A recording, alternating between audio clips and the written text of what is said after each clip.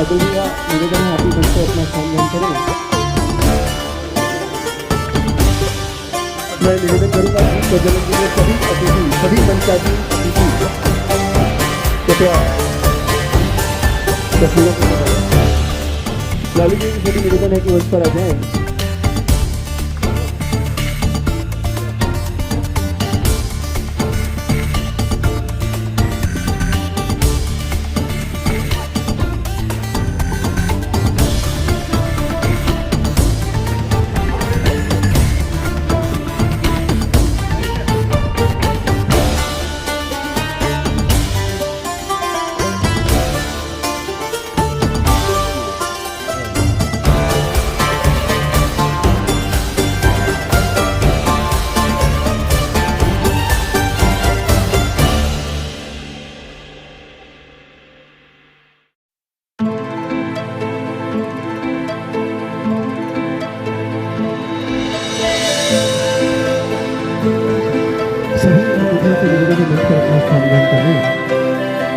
आदरणीय बाबू साहब को भी बहुत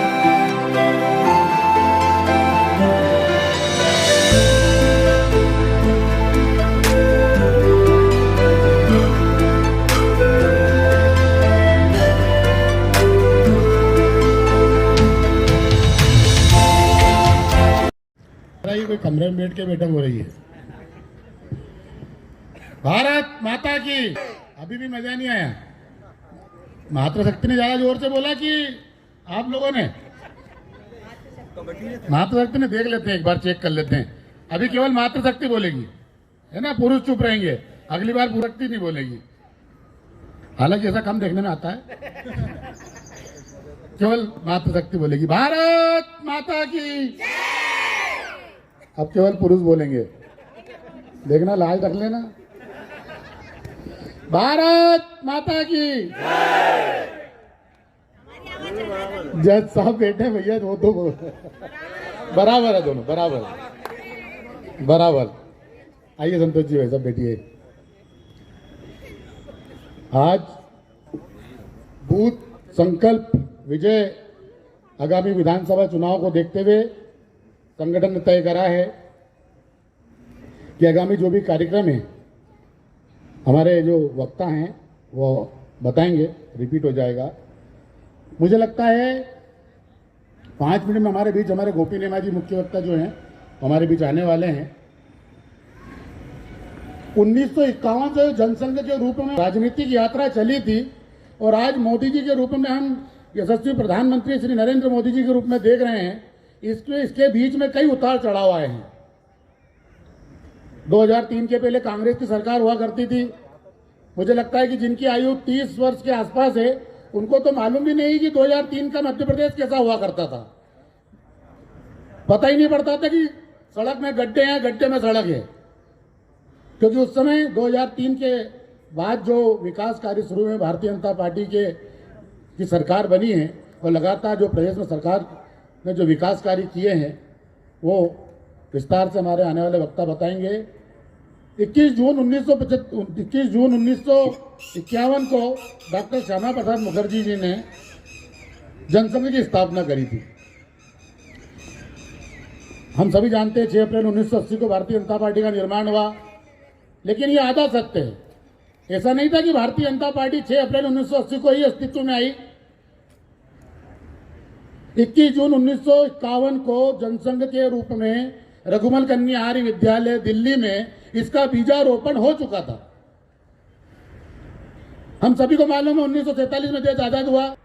पहली सरकार बनी पंडित नेहरू के नेतृत्व में। महात्मा गांधी जी के आग्रह पर डॉक्टर श्यामा प्रसाद मुखर्जी और डॉक्टर भीमराव अंबेडकर जी को, जो कि गैर कांग्रेसी थे, मंत्रिमंडल में शामिल किया। डॉक्टर श्यामा प्रसाद मुखर्जी को भारी उद्योग मंत्रालय मिला।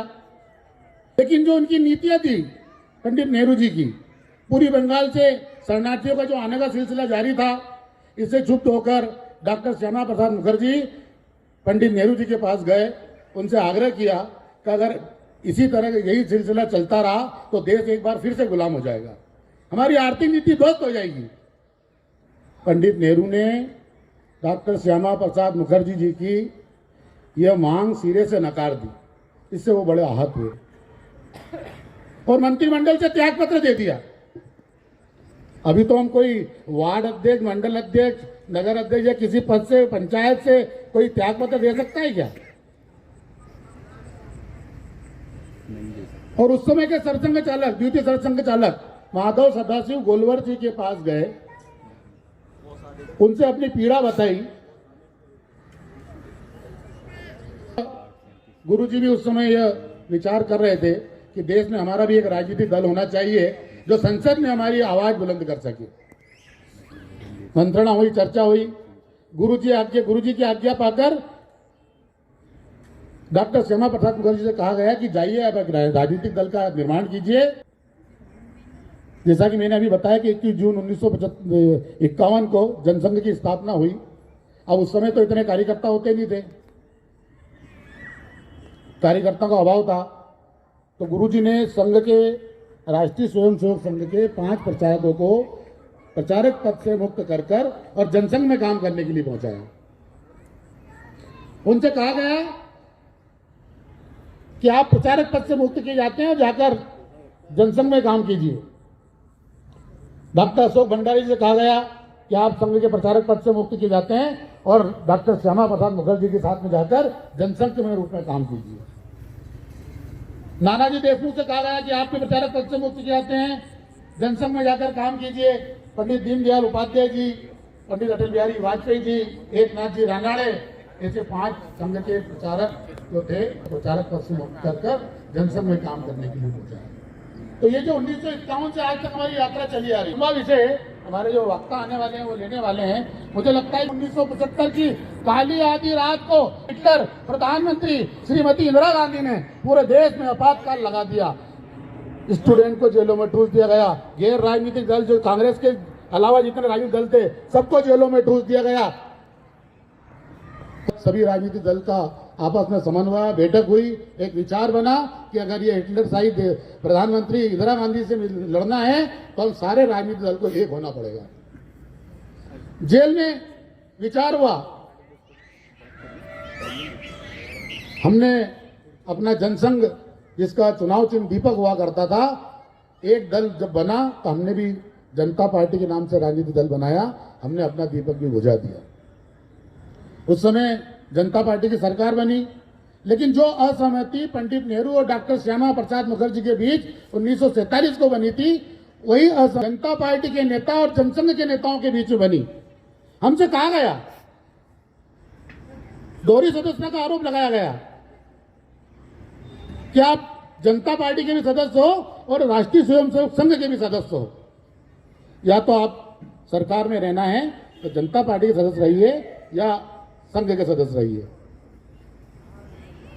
उस समय पंडित अटल बिहारी वाजपेयी और बाकी लोगों ने मिलकर मंत्रणा और सत्ता को 2 ठोकर मार दी। उन्होंने कहा कि सत्ता के लिए नहीं है, हम समाज की सेवा करने के लिए आए हैं। और उसके बाद 1980 6 अप्रैल को भारतीय जनता पार्टी की स्थापना हुई, जिसके प्रथम अध्यक्ष जो है अटल बिहारी वाजपेयी जी थे। मुंबई में उन्होंने उस समय कहा था कि अंधेरा छटेगा, सूरज निकलेगा, कमल खिलेगा। उसको चरितार्थ करते हुए आज पूर्ण बहुमत की सरकार दूसरी बार हमारी देश में है। हमारे बीच महापौर परिषद के सदस्य श्री राजेश उदावत जी भी हमारे बीच उपस्थित हैं। कृपया मंच पर अपना स्थान करें। मुझे लगता है कि ये बहुत लंबा विषय हो जाएगा और हमारे आने वाले वक्ता को हम लोग सुनेंगे। भारत माता की जय, जय भारत, जय हिंद। देवी की प्रतिमा, बच्चा बच्चा राम है, बच्चा बच्चा राम है। हर शरीर मंदिर सा पावन, हर मानव उपकारी है। जहाँ सिंह बन गए खिलौने, गाय जहाँ माँ प्यारी है। जहाँ सवेरा शंख बजाता, गाती शाम है। हर बाला देवी की प्रतिमा, बच्चा बच्चा राम, बच्चा बच्चा राम है। जहाँ कर्म से भाग्य बदलता, श्रम निष्ठा कल्याणी है। त्याग और तप की गाथाएं गाती कवि की वाणी है। ज्ञान जहाँ का गंगा जल सा निर्मल है अविराम है। हर बाला देवी की प्रतिमा बच्चा बच्चा राम है, बच्चा बच्चा राम है। जिसके सैनिक समर भूमि में गाया करते गीता है। जहाँ खेत में हल के नीचे खेला करती सीता है। जीवन का आदर्श यहाँ पर परमेश्वर का धाम है।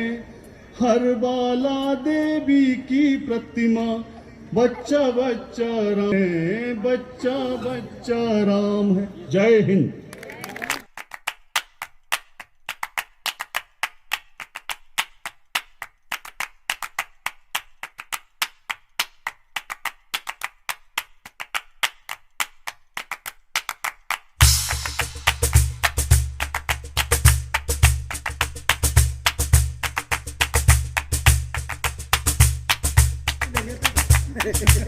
आज बर्थडे गिफ्ट है।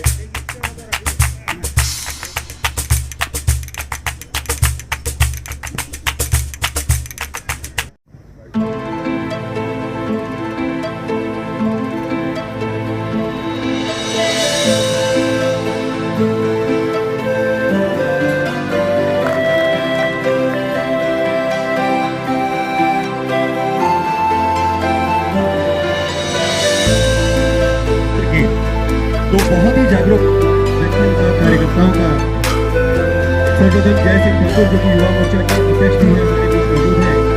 साथ ही महालक्ष्मी नगर निवासी संघ के सचिव दिनेश कसूरी जी हैं। उनका भी जन्मदिन है। भारतीय जनता पार्टी परिवार की ओर से आप दोनों को बहुत बहुत बधाई, शुभकामनाएं।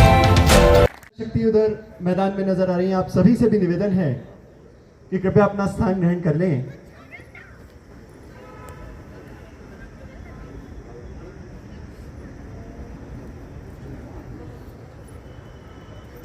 बूथ विजय संकल्प अभियान 37 विधानसभा 5। हम इंतजार कर रहे हैं हमारे कार्यक्रम के अतिथि श्री गोपी नीमा जी का। अब से कुछ ही क्षणों में हमारे बीच और हम कार्यक्रम को आगे बढ़ाएंगे।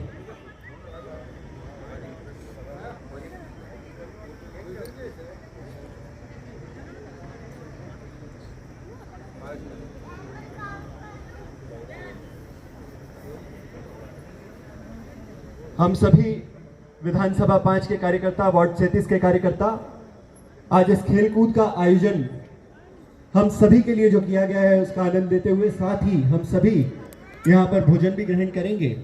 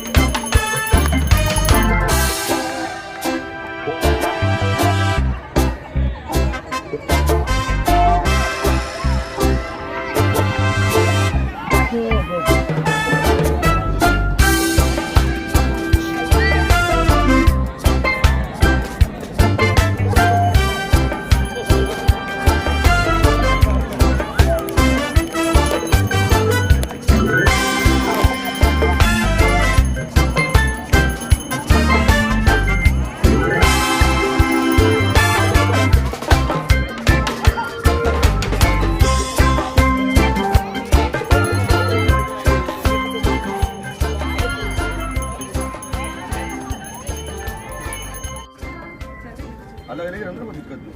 उसमें दो नंबर अपने दो कार्यक्रम है ना। हो गया। चलो बाकी लोग बैठ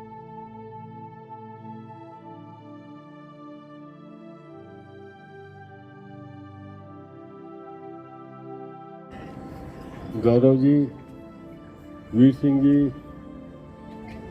कृष्णा जी, बिमला जी, अंकित, अजय भाई और उपस्थित सभी भाई और बहनों, भारतीय जनता पार्टी का बूथ विजय संकल्प अभियान ये अपने प्रत्येक वार्ड के अंदर उसमें जो अपने वार्ड के अध्यक्ष हैं, वार्ड के जो त्रिदेव हैं वार्ड के, उसके बाद जो अपने शक्ति केंद्र के पंच परमेश्वर हैं, पन्ना प्रमुख और भारतीय जनता पार्टी के वरिष्ठ कार्यकर्ता, इन सबको एक जगह बिठाकर और कोई लाइट वातावरण के अंदर जिसमें खेल भी है, मनोरंजन भी है, उसके साथ में कुछ काम की बातें हैं।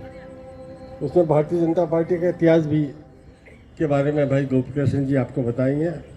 बहुत अच्छा बोलते हैं, वो बहुत विस्तार से आपको भारतीय जनता पार्टी के इतिहास के बारे में जानकारी देंगे। मैं इस अवसर पर यहाँ के सभी हमारे वार्ड अध्यक्ष से लेकर सभी को बहुत बहुत शुभकामनाएं देता हूँ कि ये वार्ड ऐसा है, मिक्स वार्ड है, जिसमें कॉलोनी भी है, जिसमें सेवा बस्ती भी है, जिसमें अनुसूचित जाति की बस्ती भी है, जिसमें मुस्लिम भाई बहन भी है। ऐसा मिक्स वार्ड है ये, और ये वार्ड में हम और अधिक मार्जिन से इस चुनाव भारतीय जनता पार्टी को यहाँ से जिता सकते हैं, क्योंकि मैंने देखा है कि जो हमारे क्षेत्र हैं वहाँ पर मतदान का प्रतिशत बहुत कम रहता है, और अन्य क्षेत्र में, मुस्लिम क्षेत्र में तो बिना बताए वोट करने आ जाते हैं। तो जो पार्टी इतनी रचना कर रही है, इतनी कुश्ती लड़ रही है, इतनी एक्सरसाइज कर रही है, ये इसीलिए कर रही है कि मतदान केंद्र में पन्ना प्रमुख उस मतदान वो 30 वोट का मालिक। बाकी बात विस्तार से आपको गोपी भाई करेंगे। मैं इस अवसर पर आप सबको बहुत बहुत शुभकामनाएं देता हूँ। धन्यवाद। ईश आराधना के बाद जैसी हमारी संस्कृति है, हम अतिथि आराधना करते हैं। मैं निवेदन करूंगा हमारे वार्ड के वरिष्ठ कार्यकर्ता श्री महेश जी जोशी से कि वो आएं और मंच आसीन अतिथियों का हार्दिक स्वागत करें। श्री महेश जी जोशी। मैं अरोरा जी से भी निवेदन करूंगा कि लालू भैया के स्वागत के लिए आदरणीय अरोरा जी भी मंच। मैं निवेदन करूंगा अजय खरे जी से, अजय ठाकुर जी से माफ़ी चाहता हूं। मैं निवेदन करूंगा महेश भैया से कि वीर सिंह जी का और अजय नंबर एक्सचेंज कर लेते, उससे काम हो जाएगा। अध्यक्ष हाथ उठा, देखो मैं नहीं पहचानता हूँ, चीटिंग मत करना। अध्यक्ष हो तो हाथ उठा लेना। 1 2 3 4 और उधर 3 7 13 में से 7 अध्यक्ष। बाकी किधर? बाकी कहाँ? नहीं, मतलब देखो, युद्ध के समय